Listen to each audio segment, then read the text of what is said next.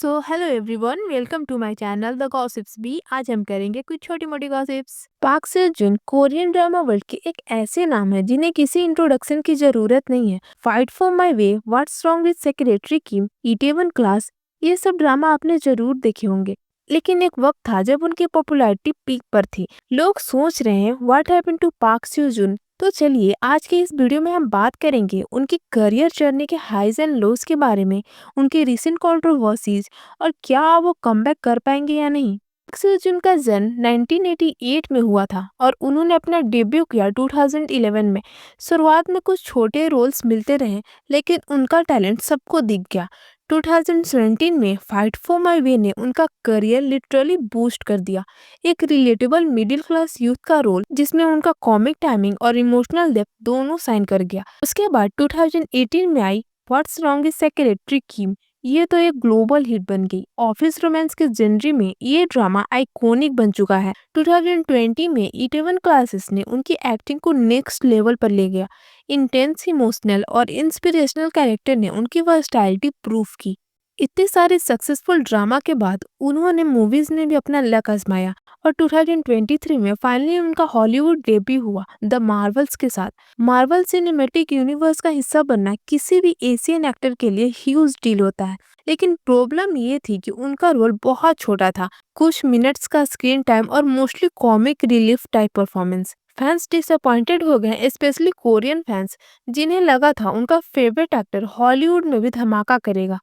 2020 के बाद उनकी प्रेजेंस स्क्रीन पर काफी कम हो गई। सिर्फ एक कोरियन ड्रामा, गेंसियम क्रिएटर और कुछ मूवीज। लोग सोचने लगे क्या हो गया है पाक सिन जुन को। एक रीजन जो ऑफन पॉइंट आउट होता है वो है उनकी टाइपकास्ट रोल। हर शो में उनका कैरेक्टर थोड़ा चार्मिंग, थोड़ा फनी और ऑलमोस्ट सेम फील देता है। फाइट फॉर माय वे या सेक्रेटरी किम, उन दोनों में उनके कॉमिक टाइमिंग कमाल की थी। लेकिन जब सेम फ्लेवर बार बार रिपीट होता है तो लोग बोर हो जाते हैं। इवन ईटेवन क्लासेस और गेंसियों क्रिएचर जैसे सीरियस शो में भी वो कहीं ना कहीं फनी मोमेंट के लिए यूज किए गए। पब्लिक अब चाहती है कि वो कुछ अलग करे, कुछ बोल्ड, डार्क या इमोशनली चैलेंजिंग। अब बात करते हैं उन कंट्रोवर्सीज की जिन्होंने उनकी इमेज को काफी डैमेज किया। अगस्त 2023 कॉन्क्रीट उटोपिया मूवीज के प्रमोशन के दौरान उन्होंने एक फैन के दिए हेडबैंड को पहनने से मना कर दिया। पाक बो युंग ने तो बिना सोचे पहन लिया, लेकिन पाक सेओ जुन ने मना किया। लोगों ने इसे रूड और एरोगेंट बिहेवियर कहा। उन्होंने लेटर एक्सप्लेनेशन दिए कि उनके हेयर में बहुत हेयर स्प्रे था, इसलिए डिस्कम्फर्ट होता। इवन फैंस ने भी कहा कि ये मिसअंडरस्टैंडिंग थी, लेकिन रीजन्स का मूड ऑलरेडी खराब हो चुका था। फिर एक और इवेंट में उन्होंने हॉट सैंड बनाने से मना किया, जो कोरिया में एक नॉर्मल फैन सर्विस है। लोग ने उन्हें रूड सेलिब्रिटी लेवल कर दिया। ईयर इन लिस्ट में उनका नाम मोस्ट एरोगेंट सेलिब्रिटीज में आया। जर्नलिस्ट ने उनका एटीट्यूड अनबिलीवेबल तक कह दिया।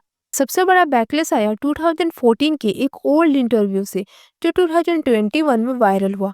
उसमें उन्होंने बोला था कि वो चाहते हैं उनकी वाइफ जॉब छोड़कर सिर्फ घर और बच्चों का ध्यान रखे। उन्होंने ये भी कहा कि अगर माँ बच्चों को नहीं संभालती तो प्रॉब्लमैटिक बन जाता है। ये स्टेटमेंट्स फैंस को बहुत बैकवर्ड लगे, स्पेशली वर्किंग मदर्स ने इस पर स्ट्रॉन्ग रिएक्शन दिए। इंटरव्यू दोबारा वायरल हुई जब द मार्वल्स रिलीज हुई। इंटरनेशनल ऑडियंस ने भी क्रिटिसाइज किया और काफी लोगों ने उन्हें मिसगाइनिस्ट तक कह दिया। यहाँ तक कि कई फैंस ने ओपनली कह दिया कि वो पाक से जुन को रिस्पेक्ट नहीं करते। अब ये सब कंट्रोवर्सीज, पुअर स्क्रिप्ट चॉइस और रिपीटेटिव एक्टिंग स्टाइल ने पाक से जुन की पॉपुलैरिटी को मेजर हिट दिया है। क्या उनका करियर एंड हो रहा है? May be not. और 2025 के एंड में एक नया ड्रामा लेकर आ रहे हैं, वेटिंग फॉर गेंगो। ये उनका कमबैक प्रोजेक्ट होगा। फैंस वेट कर रहे हैं क्या वो रिडीम कर पाएंगे अपने आप को, या ये प्रोजेक्ट भी एक डिसअपॉइंटेड बनेगा। आपको क्या लगता है, क्या पाक सो जुन डिजर्व करते हैं एक और चांस, या उनका टाइम खत्म हो चुका है? कमेंट्स में जरूर बताएं। Thanks for listening. For more updates subscribe to my channel the gossips B. Thank you.